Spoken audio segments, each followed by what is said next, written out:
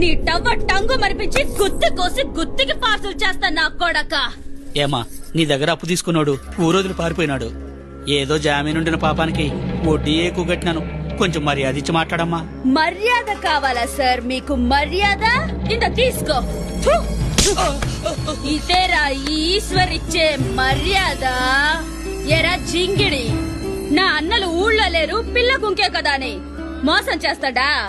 నేను మూతి మీద మీసం లేని మగరాయుడు లాంటి ఆడపిల్లనరా. ఎక్కువ మాట్లాడుతున్నావు. ఎవరే ఇది?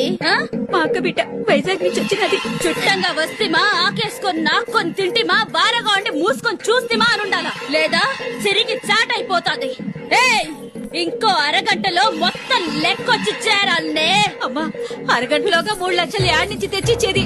ఒక్క వారం టైం ఈ తల్లి. నా తల తాకట్టు పెట్టేనే తెచ్చిస్తాను. ఏంది ఈ మాసిన తలకాయ? చి చి చి చి చి చి చి. నీ